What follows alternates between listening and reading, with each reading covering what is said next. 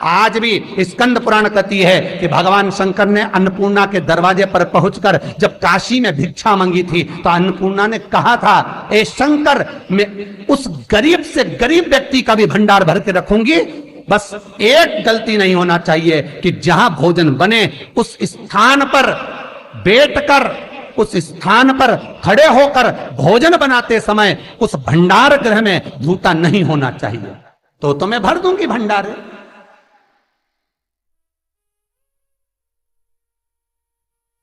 जिस प्लेटफॉर्म पर खड़े होकर माताएं भोजन बनाती, सब्जी बघारती, वहीं पे हाथ में लेके चख लेते।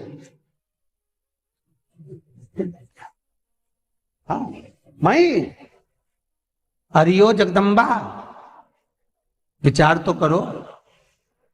भले तुम भगवान को भोग नहीं लगा रही पर पति तो परमेश्वर है। भले तुम भगवान को भोग नहीं लगा रही पर पति तो परमेश्वर है। पति के लिए कहा परमेश्वर, मतलब भले भगवान की तुमने सेवा नहीं करी, भले अर्चना नहीं करी, भले पूजन नहीं करी, पर पति तो परमेश्वर है। सब में तो वही समाया है। घर में जो सास रहती है वो भी तो मां है, जो पिता रहता है वो भी तो बद्री नारायण है। महाराज फिर क्यों लिया, चक लिया। तुम चक कर भी बनाना तो भी तुम्हारे घर में स्वाद नहीं रहेगा। और जिस मंदिर में, आश्रम में, भंडारे में जब तक भगवान का भोग नहीं लगता तब तक चखा नहीं जाता, चाहे नमक डला ना डला, मिर्ची डली ना डली, शक्कर डली ना डली, भंडारे के भोजन में जो मिला दिया, आखिरी में फिर भगवान ने अगर पा लिया तब चखा गया कि अब भोजन में स्वाद है कि नहीं है। तो कभी अन्नकूट की जो सामग्री बनती है, सब्जी बनती है, राम भाजी बनती है, राम भाजा बनता है, मिक्स वेज सब्जी बनती है, भगवान के भंडारे की कद्दू की सब्जी बनती है, उसमें आप भले मिर्ची ना डली, नमक ना डला, फिर भी घर में एक पूड़ी खाते होगे, वहां 4 निपटा क्या होगा? क्यों? क्योंकि वहां अन्नपूर्णा स्वयं देने के लिए तैयार खड़ी है। और हमारे घर में तुम चक के बना रही, बेटे को दूध भी दे रही तो बोतल में से 2 बूंद टपका के पहले चख ले रही। मीठा। बाहर चले जाओ, बाहर चख सकते हो, बाहर जाकर पाओ, फिर बच्चे के लिए दूध में शक्कर मिला लो। और चाय बनाते हुए गैस के ऊपर चाय रखी है, मई उकल रही, मई से चाय की चन्नी से लेके फिर चख ली। कैसे आए रे अन्नपूर्णा, ये तो बताओ। लोग कहते हैं हमारे घर में सारा सुख है गुरुजी, पर शांति नहीं है। हमने शांति ना जाने चली गई क्योंकि किचन में किचकिच भरा गई। शांति कहां से होगी? वहां इतना किचकिच भरा हुआ है, प्रेम, करुणा, वात्सल्यता, स्नेह, समर्पण समाप्त हो गया। तो लड़का और लड़की का विवाह नहीं हो रहा, बहुत हताश हो गए, परेशान हो गए, विवाह संबंध जमी नहीं रहा। किसी भी बुधवार के दिन तांबे के कलश में चने की दाल को भर लीजिए, किसी भी बुधवार, और तांबे के कलश में चने की दाल को भर लो, उसमें 2 गोल सुपारी रख लो, पूजन वाली सुपारी रखकर 2 सिक्के उसमें रख लो, पीले कपड़े से मुख बांध दो, उसका पूजन करो बुधवार के दिन भी, और गुरुवार के दिन उसका पूजन स्नान करने के बाद करना। पर घर में किसी से बात मत करना, मुख से शब्द मत बोलना, मुख झूठा मत करना। पूजन करने के बाद उल्टे हाथ पर कलश को रखकर सीधे हाथ से ढककर कोई ब्राह्मण के घर में जाकर साथ में किसी को ले जाओ, बिना बोले, बिना बात करे, बिना कहे, साथ जाकर ब्राह्मण का दरवाजा बजा दे, बात कर ले और में गया वो, पर तुम्हें नहीं बोलना है। और वो कलश ब्राह्मण के अपनी कामना कर कर वो कलश का दान दे दिया जाए।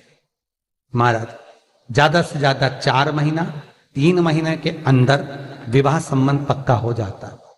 विवाह संबंध, चने की दाल का दान कोई सहज नहीं है। जिस नारी का रजोधर्म के अंतर्गत नारी को जो परेशानियां होती हैं, कोई के 8 दिन पहले, 4 दिन पहले, 3 दिन पहले कहीं ना कहीं रजोधर्म के अंतर्गत जो बीमारियां होती हैं, उसके लिए महाराज 7 चने की दाल के दाने तुलसी महारानी के सामने कटोरी में रखकर तुलसी के 3 पत्ते उसमें डालकर अपनी मनोकामना कर कर तुलसी में 3 बार जल छोड़कर वो तुलसी और वो चने की दाल ले जाएं और उसको धीरे धीरे कर कर एक एक कर कर सुबह शाम दोपहर में उसको खा लीजिए। रजो धर्म से जुड़ी हुई परेशानी समाप्त।